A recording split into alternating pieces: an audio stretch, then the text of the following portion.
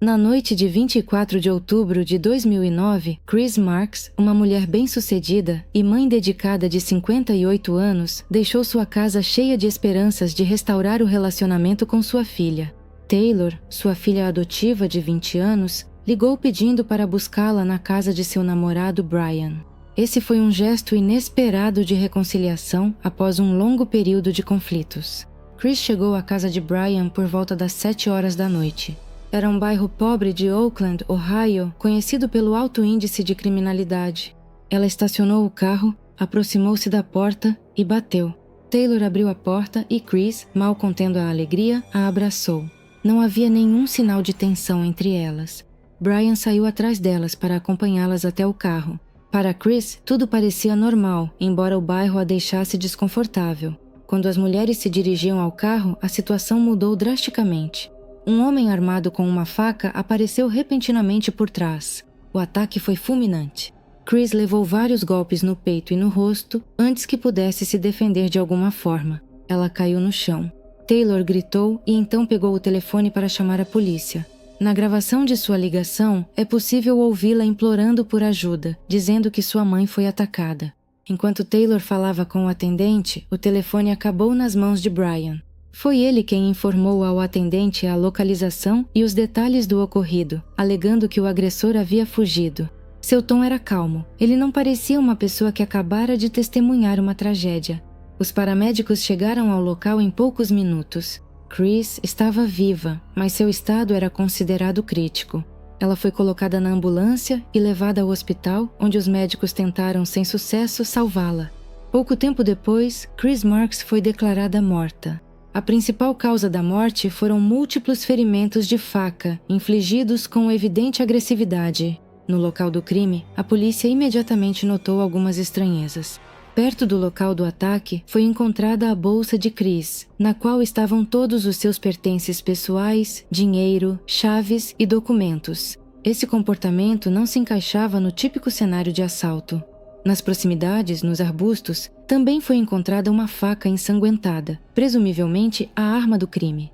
Essas descobertas fizeram os investigadores duvidarem da veracidade dos relatos das testemunhas. A polícia começou a interrogar os envolvidos, Taylor, Brian e seu amigo Troy, que estava na casa durante o ataque. As versões deles se mostraram inconsistentes e contraditórias.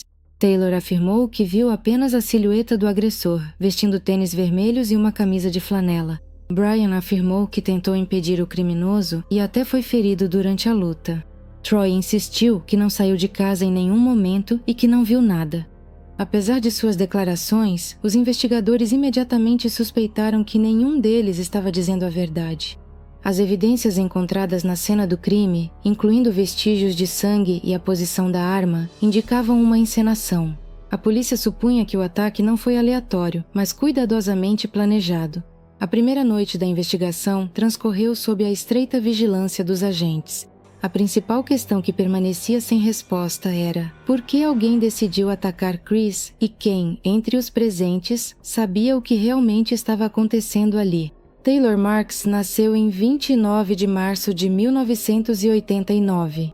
Sua mãe biológica decidiu entregar a criança para um orfanato logo após o nascimento, deixando a menina sob os cuidados do sistema de adoção. Sabe-se pouco sobre a família biológica dela. Taylor tinha um irmão ou irmã mais velho, mas apenas ela acabou no orfanato. Isso marcou o início de um novo capítulo em sua vida, onde houve espaço para carinho e cuidado. Alguns meses depois, Taylor passou a fazer parte da família Marks. Bruce e Chris Marks sonhavam há muito tempo em ter um filho, pois não podiam ter filhos biológicos. Ao ver Taylor, o casal imediatamente sentiu que era ela quem deveria fazer parte da família. Naquele momento, a família Marks já tinha uma situação financeira estável. Bruce trabalhava como diretor em uma grande empresa, enquanto Chris, com suas habilidades organizacionais, cuidava do desenvolvimento do lar da família. Eles tinham uma família grande e unida, na qual Taylor foi recebida com muito amor. A menina foi cercada de atenção por parentes, avós, tios, tias e inúmeros primos e primas. Os pais dedicavam muita atenção à educação de Taylor. Ela frequentava escolas particulares de prestígio, fazia aulas de dança e participava de outras atividades extracurriculares. A vida da menina era repleta de oportunidades que muitos de seus colegas não tinham. Ao mesmo tempo, desde a infância, Taylor tinha uma ligação especialmente próxima com Bruce. Segundo amigos da família, ele desempenhava o papel de pai-herói, que sempre realizava os desejos da filha e nunca lhe negava apoio. No entanto, o relacionamento com Chris era diferente. Chris era mais rigorosa, exigente e prática. Na infância, essa diferença de abordagens não causava conflitos sérios, mas aos poucos começaram a surgir divergências. Na adolescência, Taylor enfrentou um controle mais rígido e exigências da mãe, o que se tornou motivo de discussões frequentes. Em meio a essas divergências, os relacionamentos familiares começaram a se deteriorar. Quando Taylor tinha cerca de 10 anos, Chris e Bruce começaram a ter problemas no casamento, que acabaram levando ao divórcio. Segundo Taylor, a separação dos pais teve um grande impacto em seu estado emocional. Na opinião dela, Chris passou a transferir suas frustrações para a filha, o que agravou ainda mais os conflitos. Narrador: um momento crucial na vida de Taylor foi a morte de seu pai em 2002, quando ela tinha apenas 13 anos. Bruce morreu repentinamente, entrando em coma diabético. Sua partida foi um golpe duro para Taylor, que perdeu não apenas o pai, mas também a principal pessoa que a apoiava. Logo depois disso, seu avô, a quem ela também era muito apegada, faleceu. Essas perdas deixaram uma ferida profunda na alma de Taylor. Após a morte de Bruce, Chris herdou um patrimônio significativo, incluindo uma grande quantia em dinheiro. Ela usou parte desses recursos para adquirir uma nova casa em Akron, Ohio, na esperança de que a mudança de ambiente ajudasse a começar uma nova vida para ela e Taylor. No entanto, o estado emocional da menina continuava a piorar. Seu comportamento se tornava mais retraído, o desempenho escolar caiu e os conflitos com a mãe aumentaram. Chris tentava apoiar a filha, mas seus métodos muitas vezes pareciam um controle excessivo. Ela tentava compensar a perda do pai com bens materiais, comprando para Taylor tudo o que precisava e até mais, mas o contato emocional entre elas estava se tornando cada vez menor. Chris sonhava que um dia sua filha assumiria responsabilidades, terminaria os estudos e conseguiria dar continuidade ao negócio da família. No entanto, Taylor não compartilhava desses planos e sonhava apenas com a liberdade das obrigações impostas. As divergências entre Taylor e sua mãe começaram a se intensificar quando a menina entrou na adolescência. Taylor via na mãe uma fonte de pressão constante. A cada ano, a tensão aumentava. Chris tentava impor regras rígidas para colocar a filha no caminho certo. Ela se preocupava com a queda no desempenho escolar de Taylor, a falta de interesse nos estudos e a ausência de planos para o futuro. Taylor, por outro lado, via o comportamento da mãe como uma tentativa de controle, da qual ela queria se livrar cada vez mais. As constantes críticas de Chris sobre a aparência, o modo de se vestir e a escolha de amigos só aumentavam o distanciamento entre elas. Os anos do ensino médio foram um período especialmente difícil. Tendo acesso aos privilégios proporcionados pela mãe, Taylor começou a usá-los sem responsabilidade. Em vez de se concentrar nos estudos, ela preferia passar o tempo com os amigos, ignorando as exigências de Chris. A mãe tentava disciplinar a filha, mas os métodos que usava só aprofundavam o abismo entre elas. O momento crucial do conflito ocorreu quando Taylor terminou a escola em 2008. Apesar do apoio financeiro e da oportunidade de entrar em qualquer faculdade, ela não demonstrava interesse em continuar os estudos. Chris insistiu para que Taylor ao menos tentasse estudar, e ela entrou na universidade. No entanto, após um mês, Taylor abandonou os estudos, o que foi um golpe sério para a mãe. Percebendo que as tentativas de convencimento não funcionavam, Chris adotou uma abordagem mais rígida. Ela deu um ultimato à filha. Ou Taylor arranja um emprego e começa a se sustentar, ou deixa a casa. Essa atitude fazia parte da cultura americana, onde os jovens, ao atingirem a maioridade, devem assumir responsabilidades. No entanto, para Taylor, isso se tornou mais um motivo de conflito. Ela interpretou as palavras da mãe como crueldade e ameaça, e não como uma tentativa de motivá-la à vida independente. O clima piorou quando, em maio de 2009, Taylor conheceu Brian Smith, um jovem com reputação de bad boy. Ele tinha 21 anos e morava em uma parte pobre da cidade com a mãe e a irmã. Taylor rapidamente se encantou pelo novo conhecido e via nele uma chance de escapar do controle da mãe. Segundo conhecidos, Brian tinha um temperamento explosivo e gostava de dominar nos relacionamentos, mas isso não afastou Taylor. Chris era categoricamente contra esse romance. Ela se preocupava não só com o comportamento de Brian, mas também com a influência que ele poderia ter sobre a filha. Ela tentou proibir Taylor de se comunicar com ele e até proibiu que ele aparecesse em sua casa. No entanto, isso só fortaleceu a determinação de Taylor. Logo, ela juntou suas coisas e se mudou para a casa de Brian, deixando a casa da mãe. A vida com Brian estava longe do ideal que Taylor imaginava. No início do relacionamento, tudo parecia estar bem, mas logo ele começou a demonstrar agressividade. Taylor enfrentou controle, ciúmes e explosões de raiva.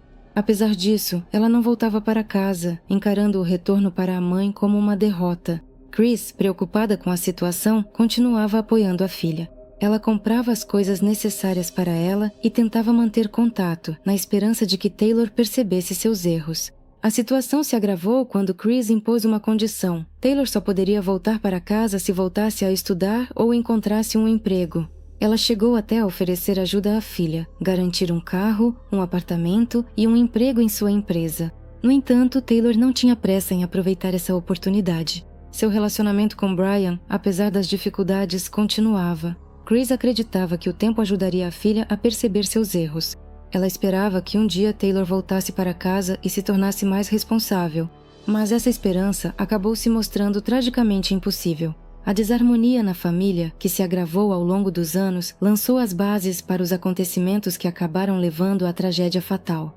O controle que Brian exercia sobre Taylor foi aos poucos tomando conta de tudo. Ele verificava o telefone dela, relia as conversas e controlava rigorosamente seus deslocamentos. Até mesmo a comunicação com a mãe passou a ser motivo de descontentamento para ele. Ele convencia Taylor de que Chris só queria controlar sua vida e não a deixaria viver de verdade. Essas palavras só aumentavam a distância entre Taylor e sua mãe, que continuava tentando manter contato com a filha. A situação também era agravada pela influência da família de Brian. A mãe do rapaz não interferia no que estava acontecendo e, na verdade, incentivava o comportamento dele. A irmã mais nova dele também estava envolvida no processo de controle sobre Taylor, desempenhando o papel de observadora de suas ações quando Brian estava ausente. Isso criava uma atmosfera em que qualquer movimento de Taylor ficava sob vigilância constante. A situação financeira de Taylor também desempenhava um papel fundamental no relacionamento. Brian sabia que a mãe dela era bem de vida e que Taylor poderia herdar uma quantia significativa. Esse conhecimento só reforçava o desejo dele de manter o controle sobre a garota. Ele a incentivava ativamente a pensar que sua mãe era a fonte de todos os seus problemas. Sob a pressão de Brian, Taylor começou a evitar cada vez mais o contato com a mãe. Mesmo quando Chris vinha para ajudar a filha, Brian demonstrava frieza e distanciamento. Ele não permitia que Taylor aceitasse a ajuda da mãe, alegando que eles podiam se virar sozinhos. No entanto, apesar de todos os esforços de Brian, Chris continuava apoiando a filha, comprando o que ela precisava e oferecendo para que voltasse para casa. No verão de 2009, o relacionamento entre Brian Taylor e sua mãe Chris chegou a um ponto crítico. Após alguns meses morando com Brian, Taylor ficou completamente dependente de sua influência. Em meio ao controle e à agressividade de Brian, surgiu uma ideia que a princípio parecia irreal, mas com o tempo ganhou contornos concretos. Esse plano foi resultado da pressão acumulada, do descontentamento mútuo e de motivos financeiros. A ideia principal era eliminar Chris, obtendo assim acesso aos seus bens. Para Taylor, isso parecia uma oportunidade de romper os últimos laços que a uniam à mãe e, ao mesmo tempo, conquistar independência financeira. Brian, por sua vez, via nisso uma chance de consolidar seu poder sobre Taylor e aproveitar a herança dela para melhorar sua própria situação. A ideia do crime começou a ser discutida em um círculo restrito. A discussão juntou-se Troy Purdy, um amigo de 19 anos de Brian, que frequentemente visitava a casa deles. Ele era mais jovem, inexperiente e influenciável, o que o tornava o candidato ideal para participar do plano. As conversas iniciais pareciam piadas ou reflexões hipotéticas, mas a cada dia assumiam um tom cada vez mais sério. O planejamento avançava lentamente, levando em conta todos os possíveis detalhes. Brian e Taylor discutiam como poderiam disfarçar o assassinato como um roubo ou ataque. Eles concluíram que seria necessário deixar evidências na cena do crime que indicassem violência aleatória e não um assassinato premeditado. Foi decidido que Troy desempenharia um papel fundamental na execução do crime. Para excluir qualquer ligação direta de Taylor ou Brian com a tragédia, a decisão de envolver Troy foi motivada por sua lealdade a Brian. Ele respeitava o amigo e não fez perguntas desnecessárias quando lhe propuseram participar. Troy contava com uma recompensa financeira. Prometeram a ele $5.000 que Taylor deveria receber após a formalização da herança. Uma atenção especial foi dada à escolha da arma. Tammy, mãe de Brian, segundo Taylor, chegou até a comprar uma faca para realizar o plano, mas depois ela foi descartada como inadequada devido ao seu tamanho e peso. No final, Troy assumiu a tarefa de encontrar uma arma adequada. Ele escolheu uma faca que era leve e fácil de esconder. Uma etapa importante da preparação foi estudar o trajeto de Chris. Eles sabiam que ela frequentemente visitava a casa de Brian para ver Taylor. Isso a tornava vulnerável. Ela vinha sozinha, achando que apenas buscaria a filha. Decidiu-se usar isso para colocar o plano em prática. O plano previa que Chris viria mais uma vez e o ataque ocorreria na saída da casa ou perto do carro dela. Imediatamente antes de cometer o crime, Taylor deu o último passo que garantiria a execução do plano. Ela ligou para a mãe e pediu que fosse buscá-la, dizendo que queria voltar para casa. Essa ligação fez parte de uma encenação cuidadosamente planejada, destinada a provocar em Chris uma sensação de alívio e diminuir sua vigilância. Durante todas as discussões, Taylor não demonstrou dúvidas. Segundo Troy, ela não só participou ativamente do planejamento, como também demonstrou uma determinação evidente. Apesar do relacionamento complicado com a mãe, tal atitude foi radical e Taylor explicava sua participação pelo ressentimento acumulado e pelo desejo de se libertar do controle. Brian, por sua vez, conduzia o processo, convencendo-a da necessidade de levar o plano até o fim. Na noite de 24 de outubro de 2009, tudo estava pronto. Taylor sabia que em breve o plano deles passaria da fase de discussão para a ação. Ela permanecia calma e focada, convencida de que essa era a única maneira de resolver todos os seus problemas. Para Chris, aquele dia deveria ser o início da reconciliação com a filha. Para Taylor e Brian, o momento que eles viam como o começo de uma nova vida. Chris chegou ao local por volta das 7 horas da noite. Ela estacionou em frente à casa e foi em direção à porta de entrada. Taylor a recebeu com um sorriso, abraçando a mãe, o que parecia ser o primeiro passo para a reconciliação. Brian saiu de casa logo atrás delas, observando o que acontecia. Troy ficou dentro de casa, como planejado, para não levantar suspeitas. Chris e Taylor foram em direção ao carro. Brian seguia um pouco atrás, como se estivesse apenas acompanhando-as. Esse momento parecia comum, mas logo a situação mudou drasticamente. Quando as mulheres estavam a poucos passos do carro, Troy saiu de casa segurando uma faca. O ataque começou de repente, sem qualquer aviso. Chris não teve tempo de entender o que estava acontecendo. Como já sabemos, Troy desferiu vários golpes de faca no peito e no rosto dela. O ataque foi rápido e feroz, o que excluía qualquer possibilidade de resistência. Ela caiu no chão, recebendo mais de 10 facadas. Não se tratava de um assalto, mas de um ato de agressão com o objetivo de eliminar a vítima. Taylor, nesse momento, estava ao lado e apenas observava. Ela não tentou intervir, justificando sua inação mais tarde pelo medo do agressor. No entanto, as imagens das câmeras de vigilância, descobertas posteriormente, mostraram que ela não demonstrou nenhum sinal de pânico. Brian também permaneceu passivo, alegando que seu papel era apenas proteger as mulheres, mas ele não fez nada para impedir Troy. Quando o ataque terminou, Taylor pegou o telefone e ligou para o serviço de emergência. Sua voz soava tensa. Ela implorou para que enviassem uma ambulância. No entanto, logo o telefone estava nas mãos de Brian. Ele assumiu o papel de coordenador, fornecendo ao atendente informações sobre o local do incidente e o tipo de ajuda necessária.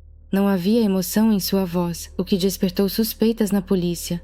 Troy, após concluir o ataque, jogou a faca nos arbustos mais próximos e deixou o local do crime. Mais tarde, ele afirmou que agiu sob forte emoção, mas as evidências indicavam que suas ações foram premeditadas. Chris foi levada ao hospital, mas como já sabemos, ela faleceu devido a múltiplos ferimentos de faca. Após o assassinato de Chris Marks, a investigação começou imediatamente. A polícia chegou ao local do crime poucos minutos após a ligação para o serviço de emergência.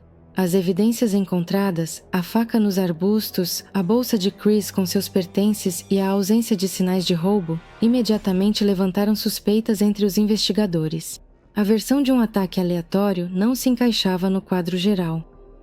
Os interrogatórios de Taylor, Brian e Troy foram realizados em salas separadas para excluir a possibilidade de conluio. As versões apresentadas pelos suspeitos mostraram-se contraditórias e pouco convincentes.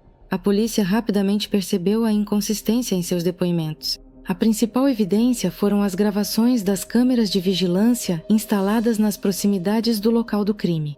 No vídeo, era possível ver que Taylor e Brian estavam ao lado enquanto Troy agredia Chris. Nenhum deles tentou impedir o ataque. Essas gravações tornaram-se o fator decisivo. A polícia voltou aos suspeitos com novas perguntas. Sob pressão das provas, Troy foi o primeiro a confessar. Ele afirmou que o ataque foi planejado com antecedência e que a principal mentora era Taylor. Ela supostamente ofereceu a Brian e a ele participação no crime, prometendo uma recompensa da herança que receberia após a morte da mãe. Brian, ao saber da confissão de Troy, mudou seu depoimento. Ele confirmou que Taylor foi a mentora do plano. No entanto, ele negou sua participação ativa, alegando que não aprovava o assassinato, mas não conseguiu impedir Taylor e Troy. Ele também afirmou que não sabia dos planos de Taylor até o último momento. Mas essas palavras pareciam uma tentativa de minimizar seu papel. Taylor, ao se deparar com as acusações e as provas, inicialmente continuou negando seu envolvimento. No entanto, sua versão dos acontecimentos tornava-se cada vez menos convincente. Os investigadores observaram que ela começou a se confundir nos detalhes e seu comportamento indicava tentativas de esconder a verdade. No final, sob pressão das evidências, Taylor confessou que discutiu o plano de assassinato com Brian e Troy. Apenas 5 horas após o crime, a polícia já tinha uma compreensão completa do que havia acontecido. Taylor Marks, Brian Smith e Troy Birdie foram presos e acusados do assassinato de Chris Marks. Isso encerrou a primeira fase da investigação, mas caberia ao tribunal determinar o grau de culpa de cada um e proferir a sentença. O julgamento pelo assassinato de Chris Marks começou no final de 2009. Os acusados compareceram perante o tribunal. O caso gerou grande repercussão pública devido à sua brutalidade e ao envolvimento de pessoas próximas à vítima no crime. A promotoria construiu a acusação com base em inúmeras provas, depoimentos de testemunhas e gravações em vídeo. A principal prova foi a gravação das câmeras de vigilância, que mostrou que Taylor e Brian estavam próximos, sem tentar impedir o ataque a Chris. Além disso, o depoimento de Troy, que confessou seu papel e revelou detalhes da conspiração, tornou-se uma parte importante do caso.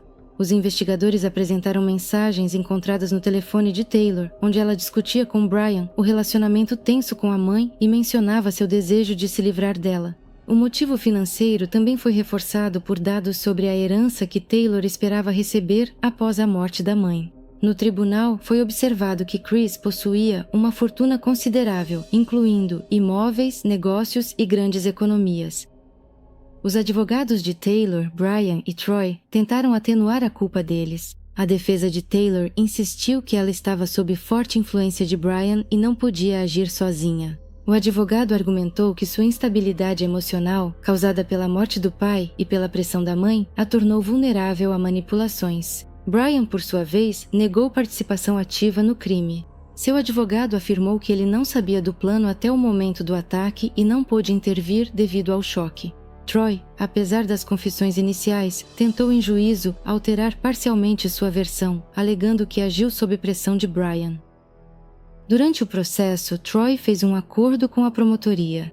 Em troca da confissão de culpa e do acordo para testemunhar contra os demais acusados, ele recebeu prisão perpétua sem direito à liberdade condicional, evitando assim a pena de morte. Taylor, ao perceber o quão desesperadora era sua situação, também confessou a culpa. Durante as audiências, ela fez uma declaração emocionante, afirmando que se arrepende do que fez.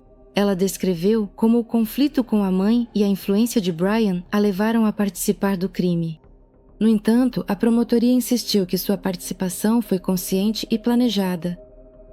Brian, por outro lado, negou sua culpa por muito tempo, mas diante de provas irrefutáveis, acabou admitindo sua participação.